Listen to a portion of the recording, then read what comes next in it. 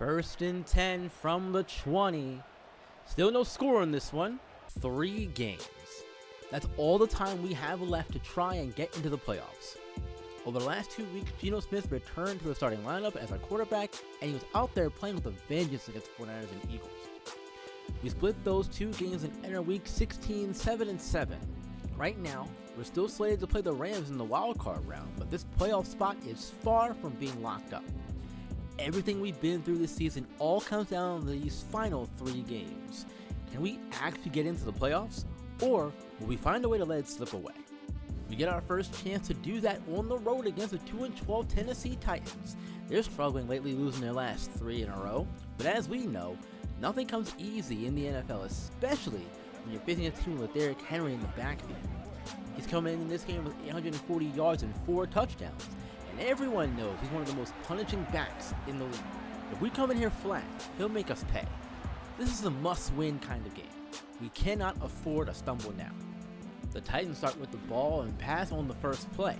Tannehill dumps it off to Okonkwo for 5 yards. 2nd and 5, a play-action pass goes to Okonkwo again, and he hauls it in for the first down. 3 plays, 3 passes for Tannehill. He rolls out left, escaping the pressure, and throws on the run to Okonkwo again, but this one is offline, incomplete. The first 3rd down attempt. Tannehill wants to pass for the 4 yards, fires to Chris Moore, but Julian Love's hit knocks the ball out. So the Titans are forced to punt on their opening drive, and our offense will start the day from our 21. After the first down run that only gets a yard, on 2nd and 9, Geno Smith drops back for his first pass of the game and sails it wide right of DK Metcalf. That's a bad miss, because he was wide open. Now hoping to avoid opening drive 3 and out, Smith's in the shotgun, wants to pass again. This one works much better as Jackson Smith-Njigba makes the catch and gets a field to the 45. Thank goodness. A couple plays later, it's 2nd and 7. The screen pass goes to Kenneth Walker III. He secures it and dashes forward past the 50, juking a defender and picks up the first down. Way to manufacture a first down and get Geno comfortable as well. Later in the drive, we get up to the 20 and face another first down. First and 10 from the 20. Still no score in this one. In the single back. Handoff stretch to Charbonnet. Takes it left. Cuts it back inside. Oh, he's got some space to the 1. And he's in. Touchdown Seahawks. Zach Charbonnet. This young man is special, folks. Having a great season and showing why here once again on that touchdown run. Man, oh man. Zach Charbonnet continues showing why he's in the conversation for Rookie of the Year. He's been special all season, and our Seahawks have the first lead. It's 7-0. Tennessee's second drive starts off good as Tannehill finds Burks wide open for his 3rd completion of the day, and he's got the first down at the 47. They try the ground game next, but our line is ready for it as Brian Monet stuffs Derrick Henry in the backfield for a loss of 1. They go back to him, though, and he gets all those yards back, setting up a 3rd and inches. Can we force a 2nd consecutive punt? Titans come out in the eye. They play fake it to Henry, and the pressure by Young gets to Tannehill, forcing him to get rid of it out of bounds. What a strong start by our defense today. 2 drives, 2 punts, and the first quarter belongs to our defense. We're up 7, and Henry's impact has been negligible. That's exactly how we drew it up. Our offense starts 2nd quarter from our 25. Smith's pass is somehow complete to Will Dissly for 3 yards. Charbonnet gets 2nd down handoff and takes it right. We've got 60 yards on the ground as a team as Charbonnet runs over Sean Murphy-Bunting for the first down. Now from the 50. Off play action, the pass is dropped off to Walker III, and that's taking what the defense gives you because he's able to get a lot of yards after the catch and runs out of bounds at the Titans 30. We continue moving the ball well. Walker III gets the carry now, and it's been a busy couple of plays for him, and this time he takes it right up the middle on his 6th carry to the 19 for, you guessed it, another first down. From there the drive fizzles out. But Jason Myers comes on for the 30-yard kick from the right hash and boots it through, making the lead a little wider now. It's 10-0. A 10-point lead early against a struggling Titans team is just what we want. It's going to force them to open up their playbook and try and keep up. That works out in our favor. The Titans don't want to have another punt here facing 3rd and 7. Tannehill has a clean pocket and uses it to find Moore underneath, who does the rest, just able to move the chains. So for now they avoid punting. Henry gets the handoff on first down, but can't find anywhere to go as he goes backwards again. So far, we're doing a great job containing him. 7 carries, just 22 yards. On the next play though, Tannehill wastes no time after the drop back and hits a Conquo, and the tight end gets to our 38. He's in one of the bright spots for the pass game so far. From the 38, Tannehill jumps back and rolls to the right. He avoids Nwosu, jump throws a floater across his body, and guess who's there? Chigga Conquo. He makes an incredible catch down into the red zone. That is unbelievable. Now can they finally break the drought on the scoreboard though? The first down pass is off play action. It's thrown in the end zone and Tannehill just overthrows his intended target, incomplete. On 2nd and 10, Henry gets the carry, and this is where he's most dangerous. He uses the hole created for him, but he stops just short at the 1. They do get the first down, so it's 1st and goal with 2 minutes left. Back to Henry after the warning. He takes the carry out of his shotgun, makes Quandre Diggs miss, but is stood up by Nwosu. Now an empty backfield on 2nd and goal. We bring pressure, forcing Tannehill to run away, but he can't run forever as Jordan Brooks gets to him. That's a huge sack. From the 1 all the way back to the 12. The drive stalls on 4th and goal with time running low in the half. The Titans bring out the field goal team and they make the kick. That's a big win for our defense as we head to the locker room up 10-3 over Tennessee. It's been a defensive heavy game so far, but this has been a nice change of pace to see if we can handle these grinded out kind of games. So far, the answer is yes. Now, let's see if we can finish it. The 3rd quarter is more the same. Both defenses lock in. Neither offense breaks through, and we hold on to that 7-point lead heading into the final quarter. Put those forwards up, folks. It is 4th quarter time. On 3rd and 2, Charbonnet gets the carry and fights through everyone, it feels like, teammates included, to pick up the first down, making it 1st and goal. He already has a rushing score. So on 2nd and goal, Kenneth Walker III gets a toss out left. He cuts it back inside, gets held up by 2 Titan defenders, and loses the football. It flails around on the ground, but eventually, Tennessee is able to recover it. No way! We were right there, man. These are the moments that can flip a game entirely. Our defense has to come up huge now with the Titans offense starting from the 1. They do escape the danger zone a bit and end up with the 3rd and 1 from the 10. The handoff goes to Henry, and he's able to move the chains with ease, picking up 7. The Titans face another 3rd down later in the drive, needing 12. No one back to protect Tannehill on the pass attempt, and that ends up costing them as our defense covers well, allowing Draymond Jones to fight through his blocker and get his 2nd sack of the game for a loss of 10. The defense came to play today, that's for sure, as our offense will get the ball back after another punt and look to avoid turning the ball over again at least. The 2nd and 10 run goes to Charbonnet. He bounces it wide left on the stretch, runs through a tackle, and keeps his feet churning for the first down. Facing 2nd and 7, Smith looks to pass, but the pressure forces him to step up and he takes off. There's a lot of space up the middle of the run and he takes full advantage of it, picking up the first down and more with the slide at the Tennessee 23. The very next play from the pistol, Smith wants to go to the air again. He lets it go for Metcalf, and he does a smart thing, going to the ground with it in traffic, making it 1st and goal. Just a drive ago, we ended up with nothing down here. Can we make up for it? Fant goes in motion to the left. The give is to Walker III, who fights off the tackle of Byard and gets through the hole for the touchdown. Both of our running backs have TDs in the game, and we open up the lead 17-3 and go on to win 20-3 thanks to another Jason Myers field goal. The win gives us 2 in a row, putting us back over 500 at 8-7 with just 2 games left to play. The difference today was the ground game. Zach Charbonnet and Kenneth Walker III combined for 168 yards and 2 touchdowns, while Derrick Henry only scraped together 37 yards on 11 carries. We came in with the game plan and executed it perfectly. Now, what does this win mean for our playoff hopes? Well, we still hold on to that 6th seed and a potential rematch with the Rams in the wild card. So with 2 games left, 1 win might be all we need to lock this up. But of course, it's not going to be easy because nothing this season has been.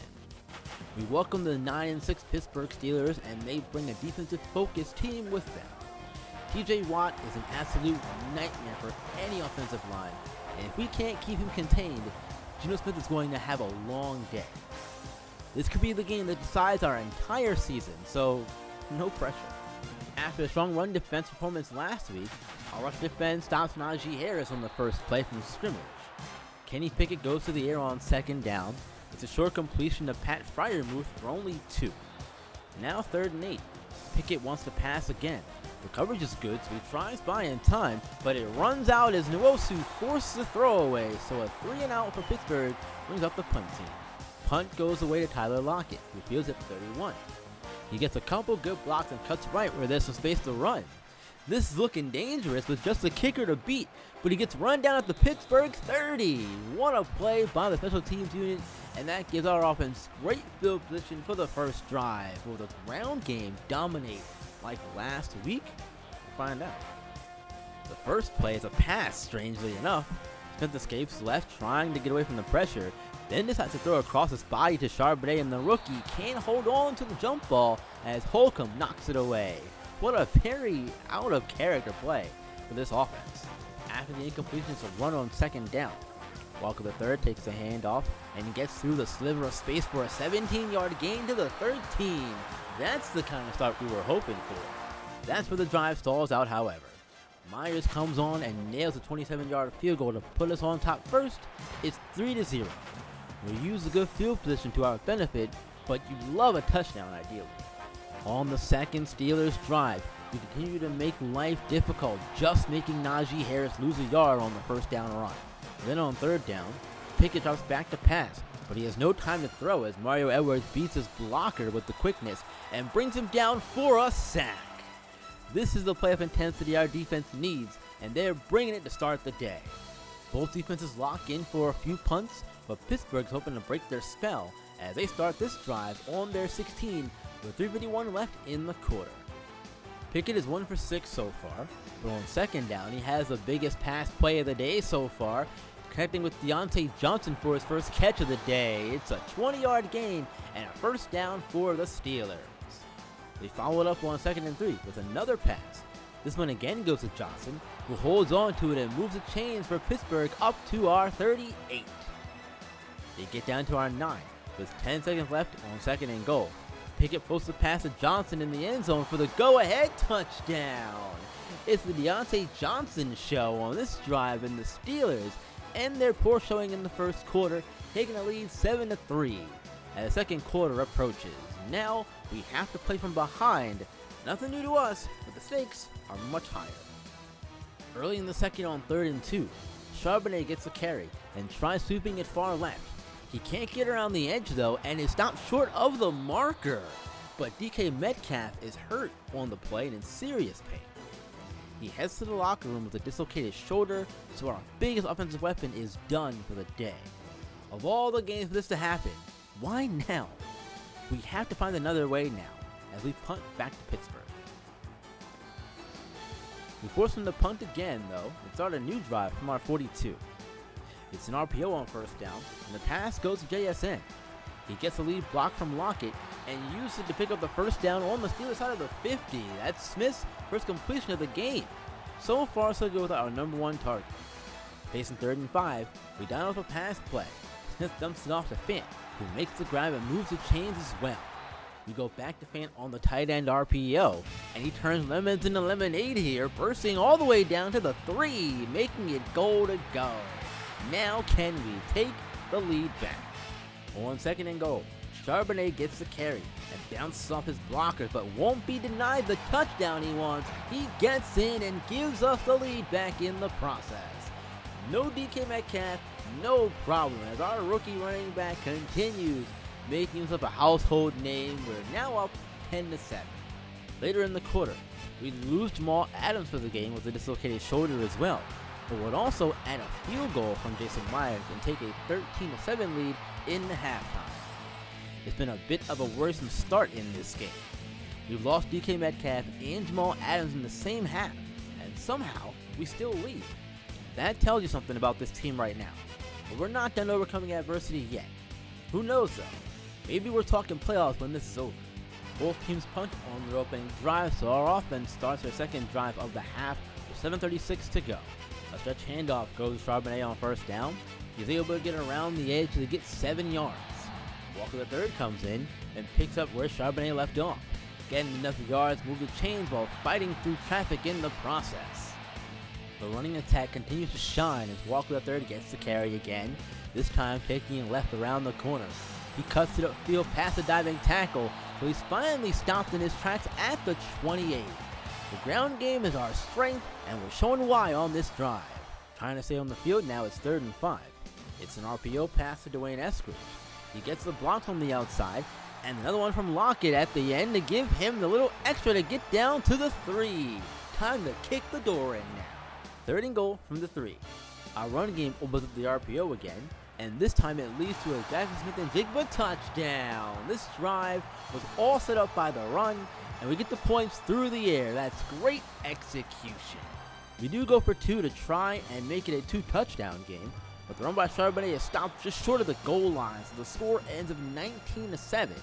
All in all, a very successful second drive. But Pittsburgh has themselves threatening with a big 3rd down coming up as the 4th quarter approaches.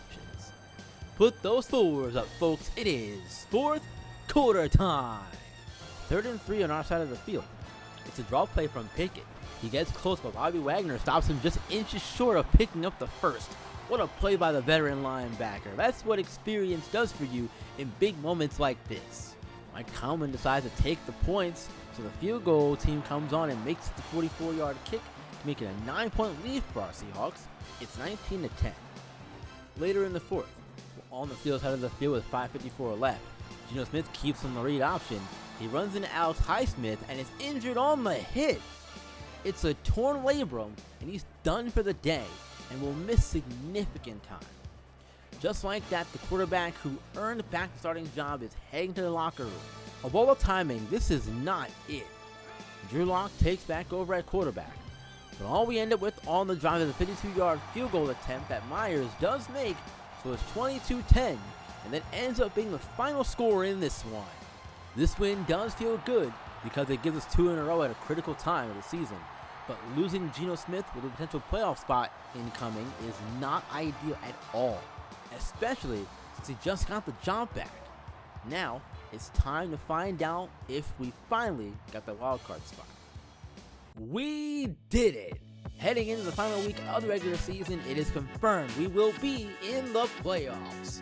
We'll have the number 6 seed and we'll get a 3rd chance at the Rams. We've overcome so much and we'll have more to overcome because we have Drew Lock as our quarterback now, so at least until the championship round of the playoffs, because Geno Smith will be out for 3 weeks. We move middle linebacker John Raddick into the practice squad and sign veteran Josh Johnson to be Lock's backup in the meantime. With the playoff spot locked up, we do end the regular season on a high note, beating the Cardinals handily 27-11. This allows us to end the season on a 3-game win streak and with a 10-7 record. Drew Lock finished with 168 yards and a touchdown pass, while Zach Charbonnet racked up 200 TDs on 86 yards. Next time, we'll change gears and get ready for some playoff football for our Seahawks, as first-year head coach Keenan Steele will get his 3rd shot at the Rams this season. We lost both regular season meetings against them, with the 2nd one coming down to the final drive of the game. Everyone knows it's very hard to beat a team 3 times in a row. Can we continue to prove that thought correct? You'll have to tune in to find out. Leave your thoughts on the regular season and if you think we'll beat the Rams in the wildcard round below. Leave a like and subscribe if you're new. I'm on the road to 500 subs and would love to have your support. And if you want to check out the first episode of the franchise, it'll be here in the end card. Keep on shining and keep on grinding, B-Team. I will see you all in the next one.